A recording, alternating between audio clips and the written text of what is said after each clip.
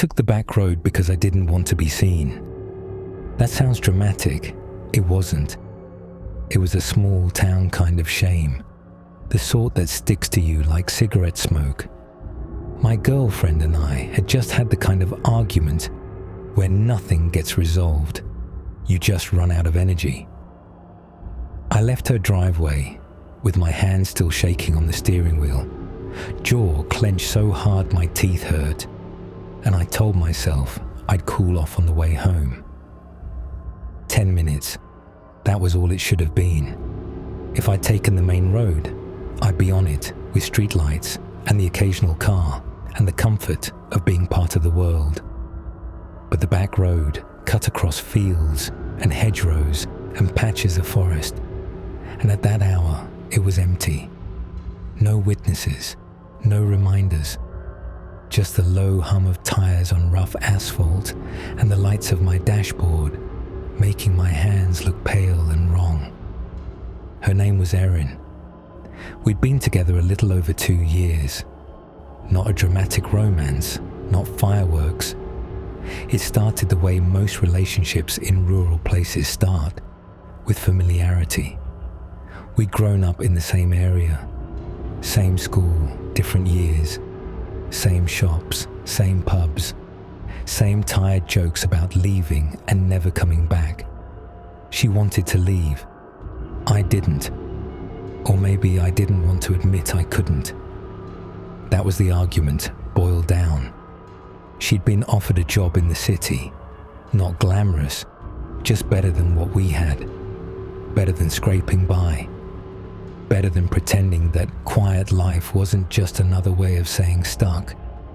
I was 26, and I still lived in a rented cottage that smelled like damp whenever it rained. I worked at a garage on the edge of town, decent at what I did, reliable. The kind of man who gets called when a tractor won't start at 6 in the morning. The kind of man who knows which customers will try to pay late and which ones will bring you eggs from their hens as a thank you. Erin said I was hiding in my own life. I said she was leaving me behind. Neither of us meant it kindly. When I turned off her lane and onto the back road, the countryside swallowed everything. Hedges rose on both sides like dark walls. The fields beyond were invisible, except where the headlights reached through gaps and caught the glossy, wet backs of leaves. It hadn't rained, but the air was thick, cold enough to tighten your skin. There was no moon, only a low smear of cloud that made the sky look bruised. I kept the radio off. I didn't want music. I didn't want distraction. I wanted to hear my own thoughts until they burned out. The first mile was familiar.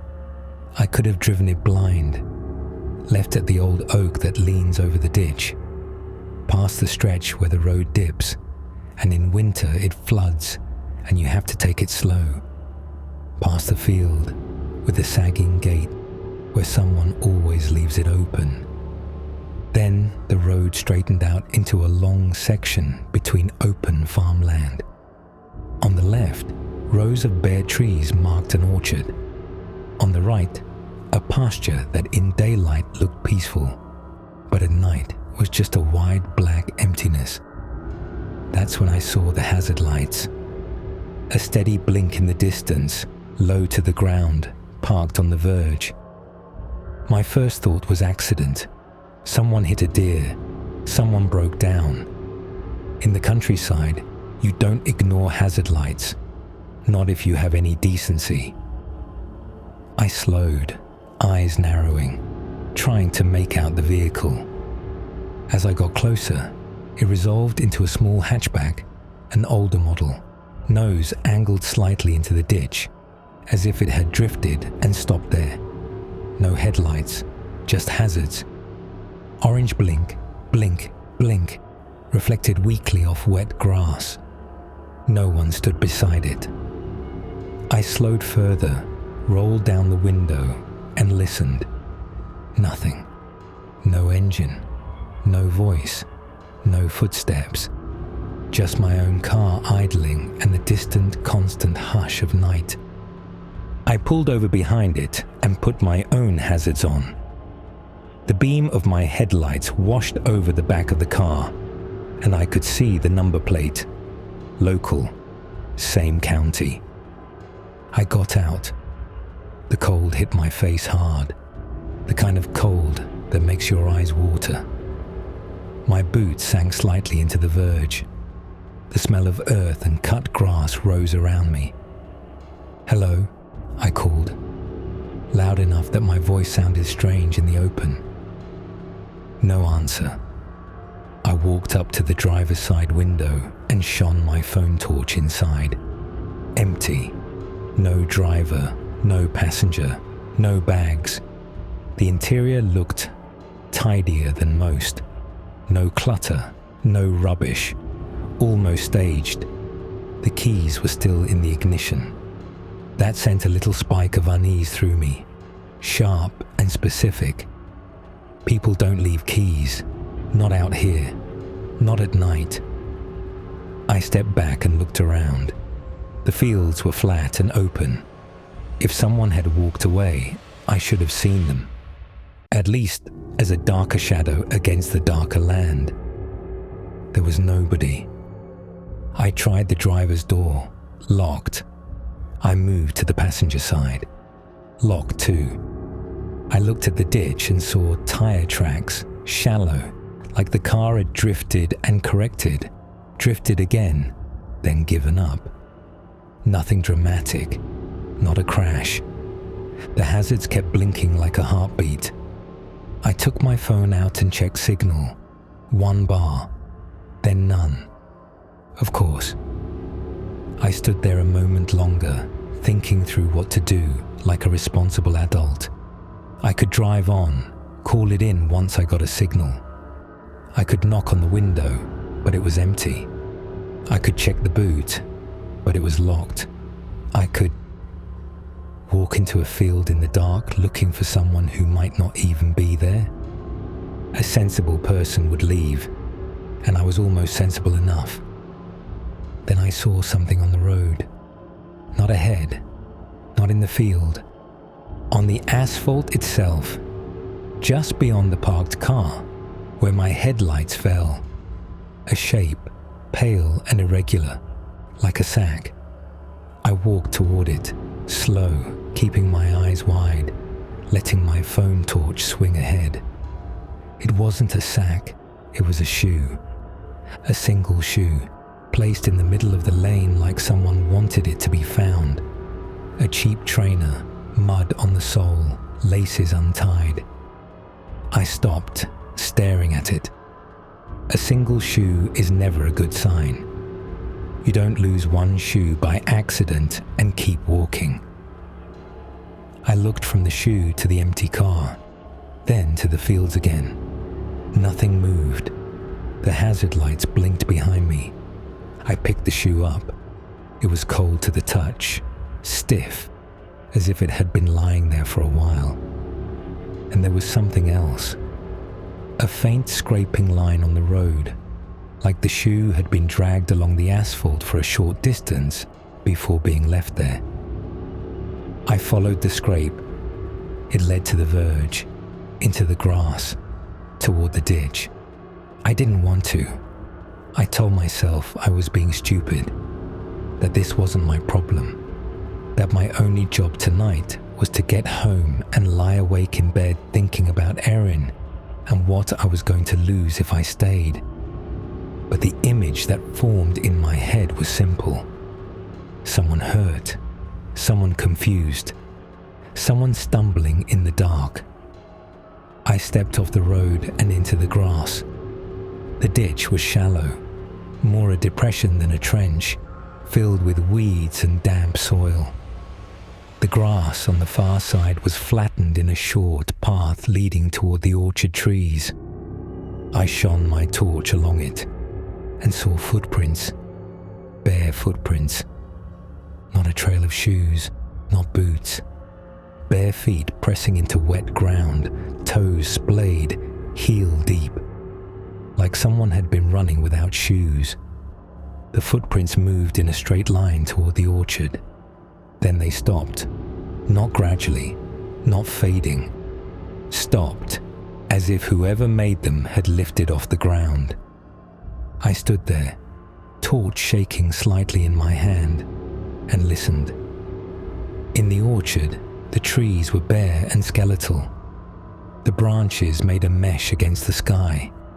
The gaps between trunks were too narrow to see far. Something shifted inside, a slow movement. Leaves or grass brushing, hard to place. I called out again. "Hello, are you all right?" No answer. My throat tightened. My skin prickled along my arms. I took another step forward. The orchard swallowed the light. The beam from my phone torch seemed weak, swallowed by the dark between trees. I wanted to go back to my car. Then I heard a sound behind me, not in the orchard, behind me, a car engine. I turned quickly.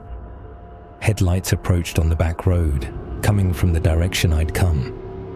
Relief hit me so hard it made my knees go loose. Another person, a witness, someone else to share responsibility with.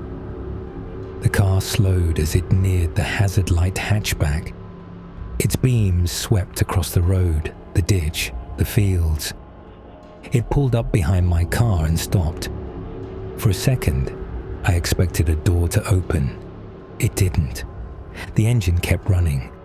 The headlight stayed on a high beam, glaring. I stepped back toward the road, raising a hand ready to wave. The car didn't move. I walked closer, squinting against the lights. It was a van. White, no markings, no company logo. The kind tradesmen use, but this had no ladder rack, no dents, no personality. Just a blank white van. Its windscreen was dark. I couldn't see the driver. I lifted my phone torch and shone it toward the cab. The beam reflected off glass, useless. I tried to approach from the side, to angle the light in. The van's headlights dipped suddenly, like a blink, then came back on full. A deliberate flash, a warning. I stopped. My heart thumped hard in my chest. Not fear yet, not fully. Just a simple recognition that this wasn't normal.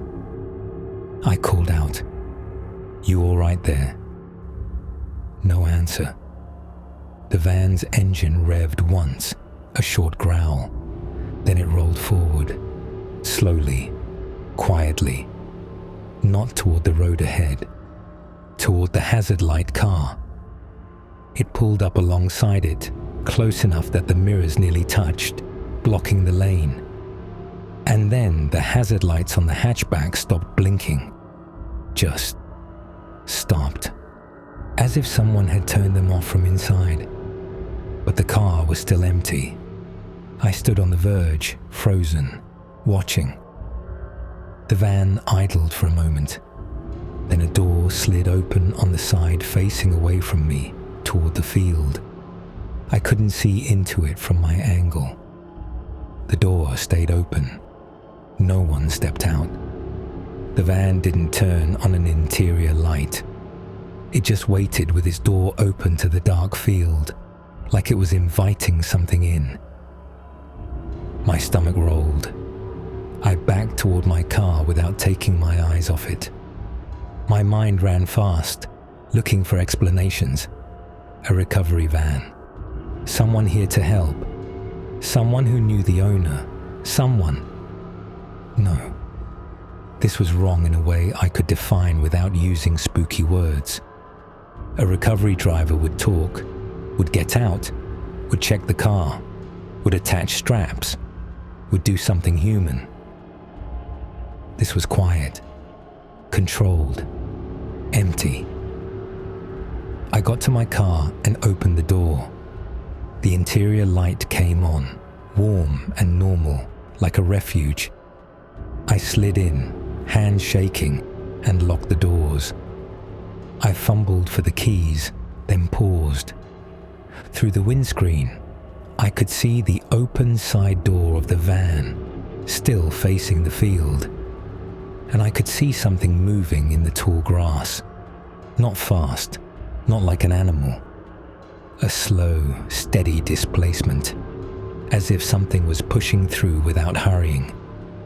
The grass parted in a line that moved toward the van's open door. My breath stopped. I watched the line approach, the grass bending, flattening, then rising again behind it. Whatever was moving was low to the ground, wide. It reached the van. The grass stopped moving. For a long moment, nothing happened. Then the side door slid shut. The van's engine revved. It pulled away, turning onto the road ahead as if it had finished its job. It didn't look at me. It didn't hesitate. It didn't speed. Just drove off into the countryside, headlights shrinking into the dark. I sat there, gripping the steering wheel, heart pounding, staring at the hatchback. The hazard lights were still off. The car remained silent. And then, inside the orchard, something moved again. Closer.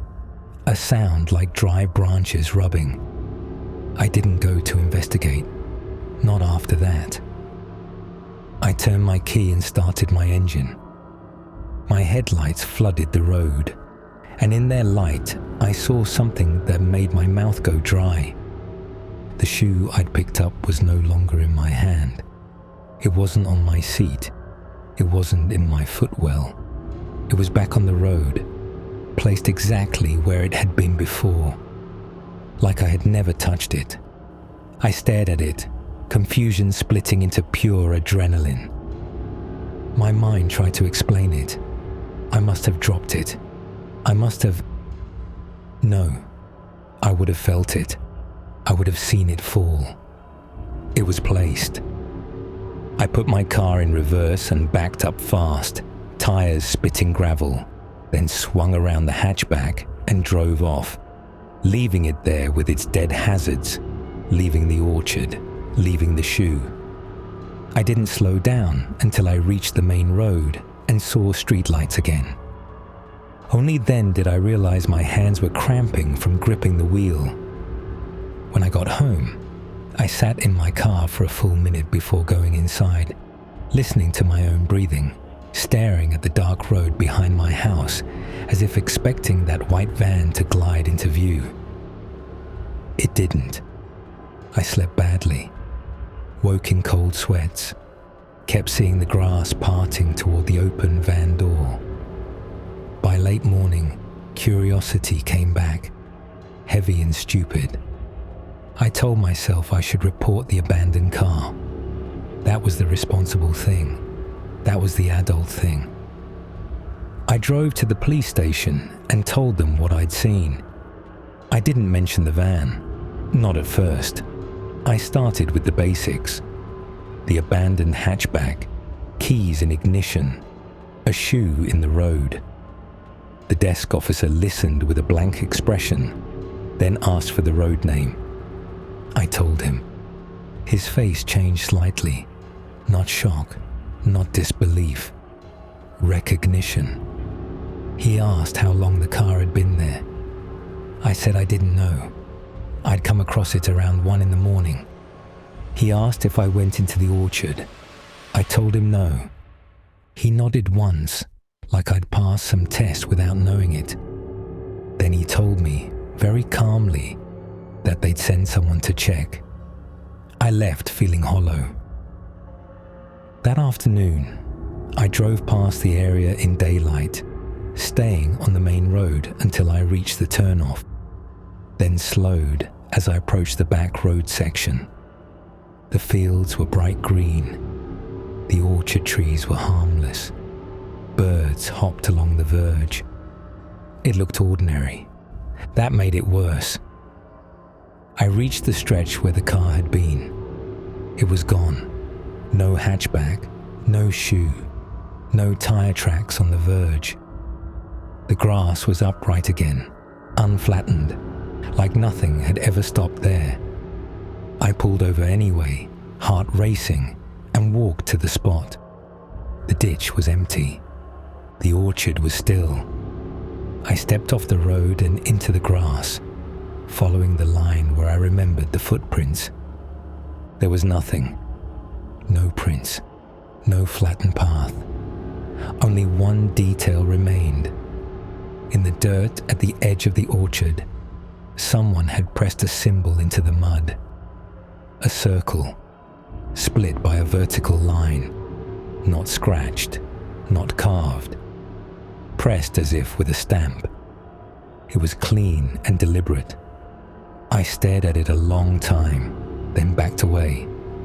I didn't stay. That evening, Erin called me.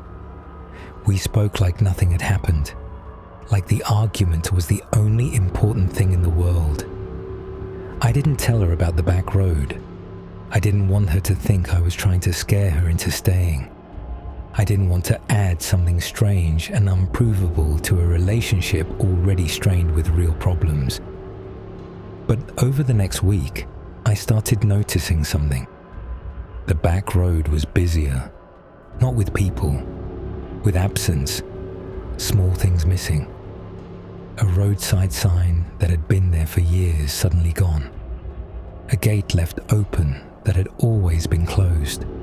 A sheep in a field standing alone at the fence, staring toward the orchard as if waiting. Then a local post appeared on a community page. A woman asking if anyone had seen her brother's car. A small hatchback, same model as the one I'd seen. She said he'd left a pub and never made it home. The comment section filled with usual small-town noise, jokes, blame, people asking what he'd been drinking. Then one comment stood out. A man wrote that he'd seen a white van on the back road late at night. No markings, just sitting with its lights off. He said he'd driven past it, and his phone lost signal for a few minutes. He said he'd found a shoe in the road the next morning. Someone replied and told him to stop making things up. He didn't reply again. I sat there staring at the screen, skin prickling. I didn't want to become part of that kind of story, the kind that gets passed around until it turns into folklore. So I did the most selfish thing you can do with information. I kept it to myself. 2 weeks later, Erin texted me late. She said she decided to accept the job. She said she couldn't keep waiting for me to want something different. I stared at the message for a long time before replying. I told her I understood. It was the truth. What I didn't tell her was that I wanted to drive to her house that night, not to argue, not to beg, but just to see her face in warm lamplight and remember that people are real and solid and human. Instead, I went for a drive. I don't know why. Maybe I wanted punishment. Maybe I wanted to feel something that wasn't regret. I found myself turning onto the back road again. It was after midnight, no moon, same bruise-colored sky. As soon as the hedges closed in on both sides, my stomach tightened. I slowed, eyes scanning the verge, expecting hazard lights. There were none. The road was empty. I drove past the orchard without stopping. Nothing moved. Then I reached the stretch by the old church, a small stone building with a graveyard beside it. Normally, it was the one place on that road that made me ease off the accelerator out of habit, out of some half-remembered respect. That night, a vehicle was parked in the church lay-by. A white van, no markings, no lights, just sitting there with its nose pointed toward the road, as if ready to pull out. I drove past it, trying not to turn my head.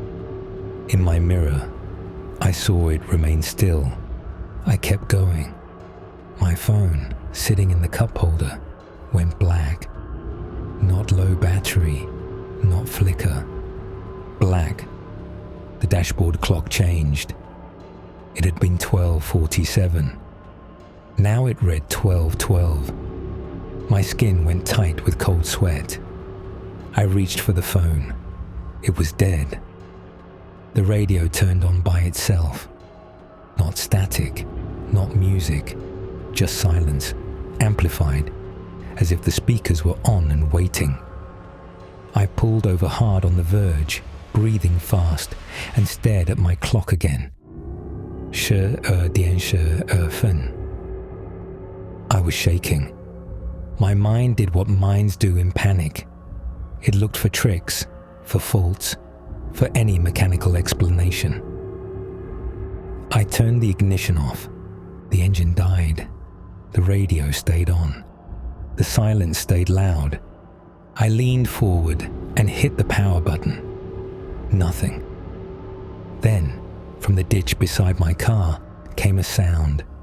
A dragging movement through grass. Not rushing, not stopping.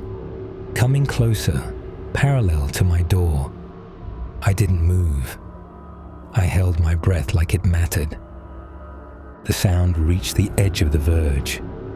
Something shifted in the darkness just beyond my window. Too low to see clearly. Too close to ignore. The car rocked once, gently, as if someone had placed a hand on the roof and tested the weight. Then the silence in my speakers changed. It wasn't silence anymore. It was the faintest suggestion of breathing, amplified so subtly I might have imagined it if I wasn't already terrified. My headlights flashed once, on, off, on. I hadn't touched them. The beam caught the ditch, and for half a second, I saw something pale in the grass. Not a face, a hand, long, thin, too many joints, pressed flat into the earth as if holding something steady. The car rocked again, and then the van's headlights came on behind me. Bright, full beam. The whole road flooded with light, and my car interior became a stage. I looked in my mirror. The white van was behind me on the road, perfectly aligned, engine idling. Its side door faced the field, and it was open. The tall grass in the field was moving again, parting toward the open door. I didn't think. I turned the key and brought the engine roaring back to life. Threw it into drive and accelerated so hard the tires spun. I didn't look back. I drove until the hedges opened to the main road, and I saw other cars and other lives, and the comfort of being part of the world again. Only then did I glance in my rearview mirror. The back road behind me was empty. No van, no headlights, nothing. When I got home, my phone lit up again. 12:47. Exactly the time it had been before. Like the missing minutes had been snipped out and dropped somewhere else. I went inside and sat on my sofa in the dark, staring at nothing. In the morning, I drove past the church in full daylight. No van, no tire marks. But in the lay-by gravel, someone had left a single shoe. A cheap trainer, mud on the sole, laces untied. I didn't stop to pick it up. I don't take the back road anymore. Erin moved away. Life carried on in the way it always does, even after something tries to rewrite your understanding of the world. But every now and then, late at night, I'll see a white van on a distant road, parked without lights, as if waiting. And I'll do what I should have done the first time. I'll keep driving. I'll stay with the street lights. I'll stay where people can see me. Because whatever operates out there on the back roads doesn't need to chase you. It just needs you to pull over once, to step out, to help, and to make the mistake of believing that empty countryside means you're alone.